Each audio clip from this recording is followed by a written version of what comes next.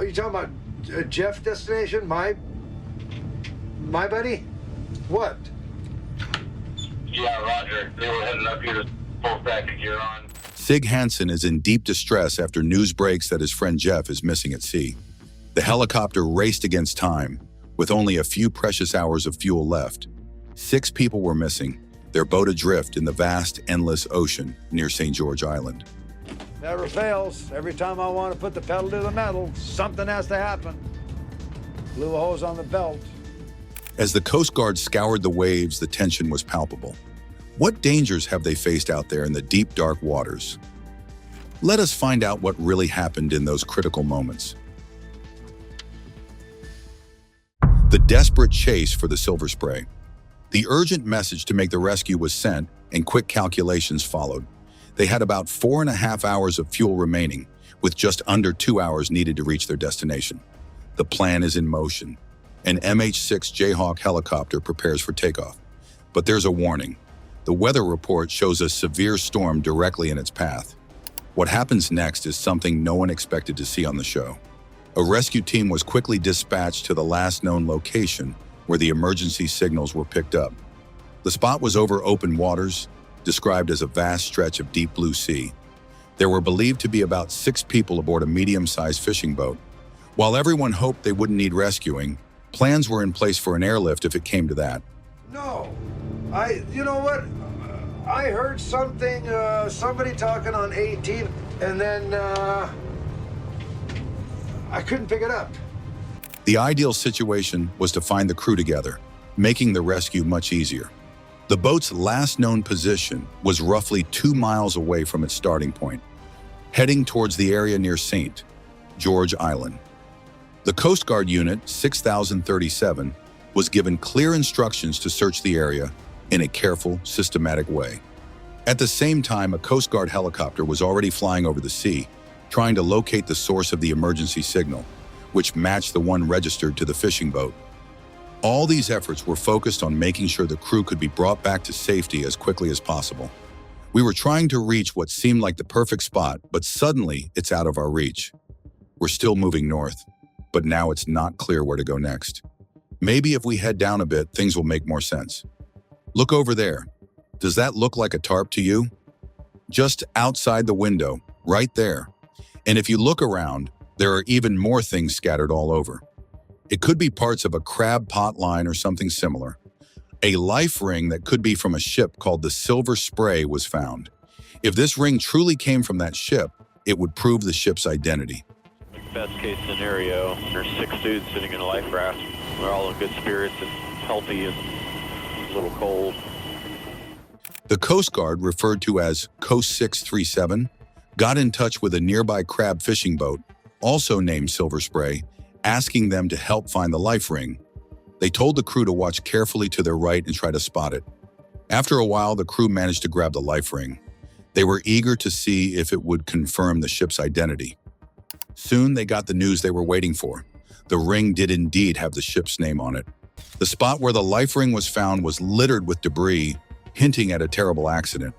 The Coast Guard searched tirelessly, hoping to find any survivors and bring them back safely. But this wasn't the worst part. The area where the ship went down seemed to hold more secrets. In this scene, 6 men sit together in a life raft, feeling good and healthy, even though it's a bit chilly. They're ready to keep searching with the same dedication they'd have if they were looking for their own loved ones. Their plan is to head 135 miles northwest, aiming for the northwest side of Kansas City. Something strange was happening at St. George Island. The strange echoes of St. George Island. Sig Hansen was deeply worried when he heard the news that his friend Jeff was lost at sea. One of the crew members mentioned that he thought he heard a faint voice over the radio, but couldn't make out the words. Another asked if it was Jeff they were talking about, and the first man confirmed. He said Jeff and his crew were last known to be near the northwest tip of St. George Island. Around 6 a.m., Jeff's emergency signal had been picked up. As they searched, they spotted a bright light reflecting off the water. Close by, they found a fuel slick and pieces of debris, suggesting a crab boat might have sunk. There were no signs of survivors, no life suits, nothing to indicate anyone had escaped. Yet as they continued looking, They saw something that made them wonder if someone could still be out there.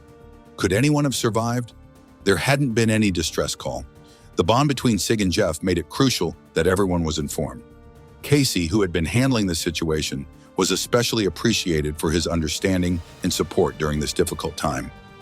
Crab fishing is known for being a tough and dangerous job, and sadly, many fishermen have lost their lives over the years.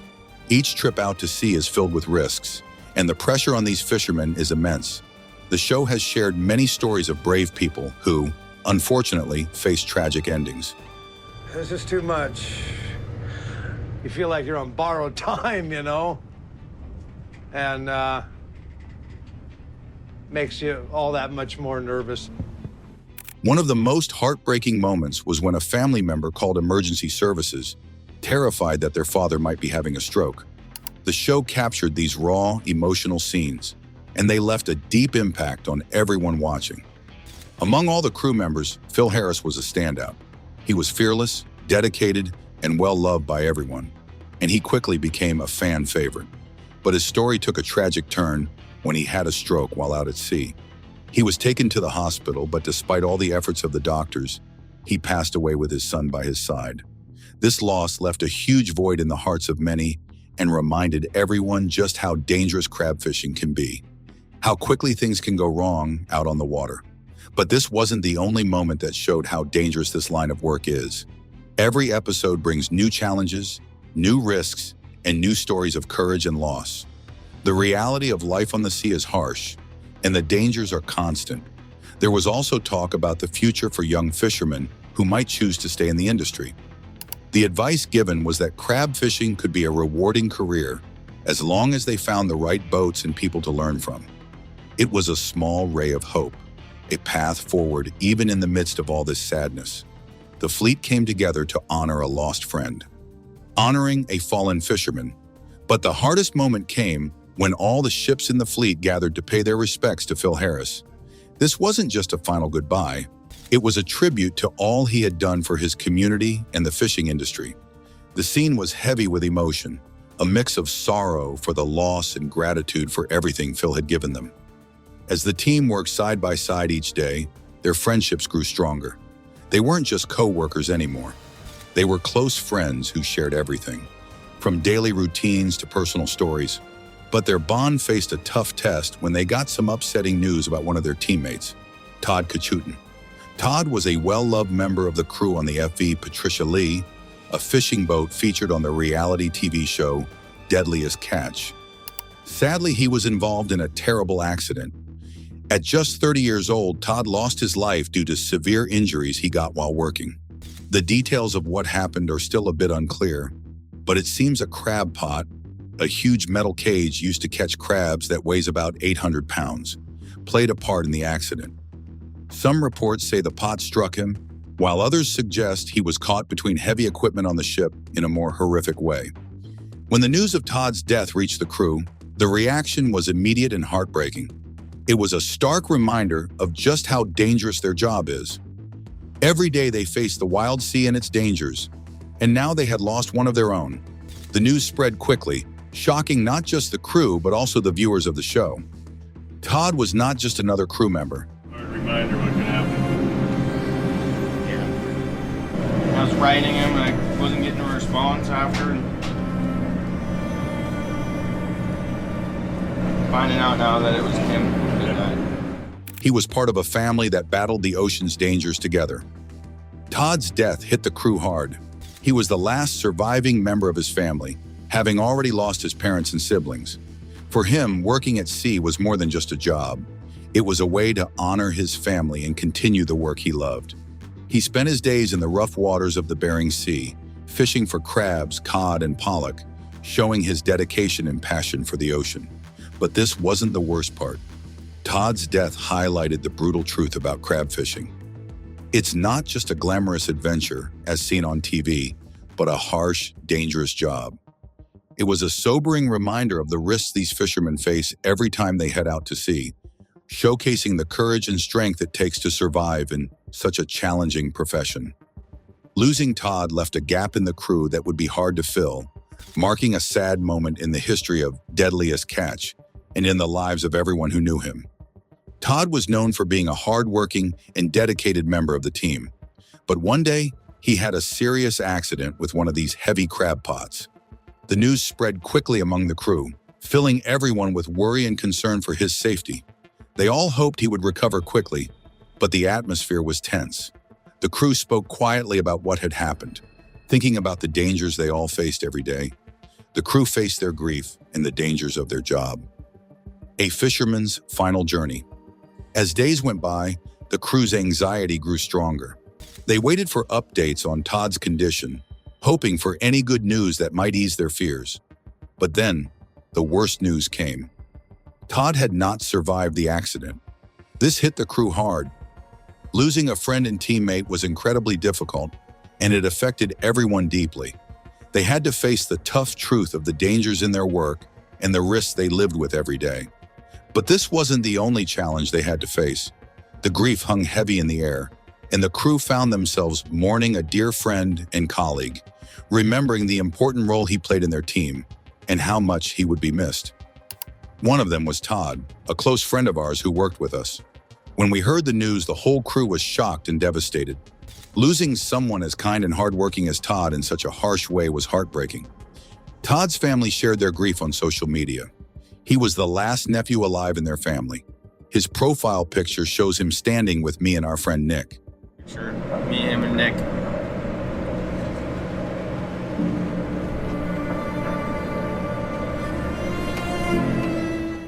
This tragedy really makes you think about how dangerous crab fishing can be. It's a tough job with a lot of risks. In Todd's memory, all the ships in the area gathered, a united tribute to a life that had touched many. The entire community, fishermen, friends, and family, paused to reflect on the mark he left behind and the void his absence created. His loss was more than the departure of a friend. It was a stark reminder of life's fragility, especially in such a perilous profession. Todd was aware of the risks, yet his passion for the sea never wavered. This unwavering dedication was something everyone admired. But accepting his absence is difficult. The sea, with all its beauty, can be unforgiving, leaving everyone to grapple with the harsh reality of loss. The community is left to support one another, staying close in a time of shared grief. On May 25, 2018, Blake Painter, a fisherman known for his time on the TV show Deadliest Catch, passed away at the age of 38. Over a decade had passed since his appearance on the show, where he had joined in its second season and remained for the third. Blake was recognized as a skilled crab fisherman and had captained the fishing boat FW Maverick.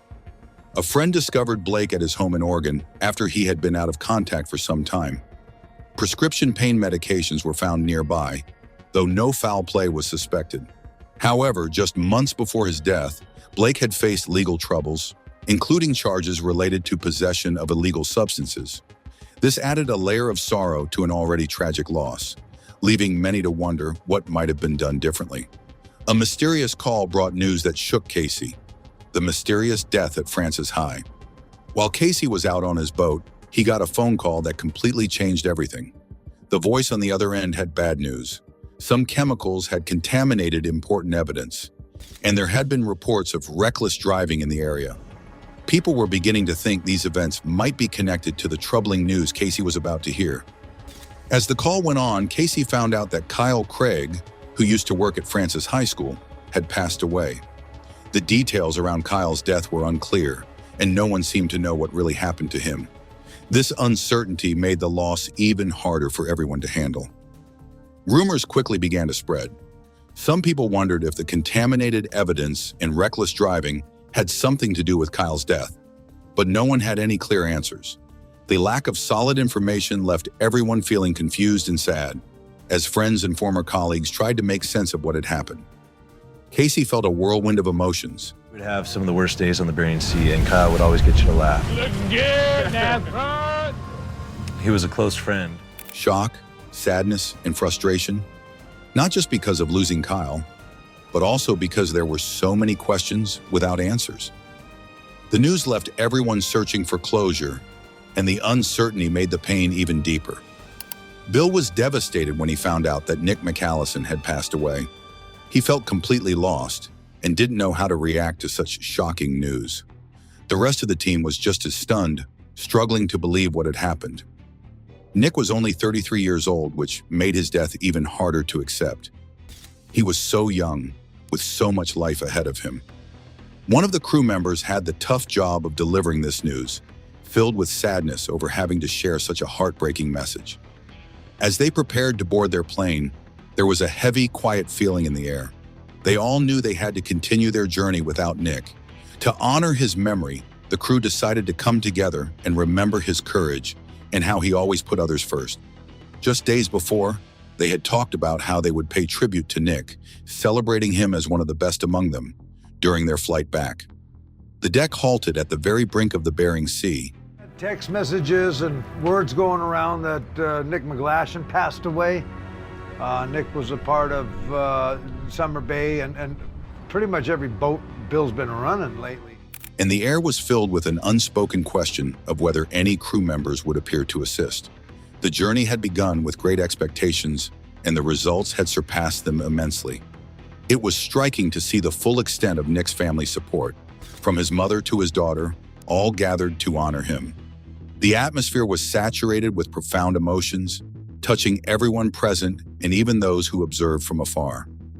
The collective grief was palpable, yet there was a sense of deep connection and remembrance. As melodies filled the air and applause echoed, thoughts drifted to how much Nick would have cherished this moment. His presence lingered in memories, reinforcing the commitment made by his community. The livelihood of 7 or 8 families still hung on the operations of this ship. The task at hand was far from concluded. It continued, fueled by the legacy of individuals like Nick, who had been fundamental to the fabric of this maritime community. The work, steeped in dedication and remembrance, was an ongoing tribute to his enduring impact. Does the cost of legacy outweigh its value? Share your thoughts in the comments below. Like and subscribe for more.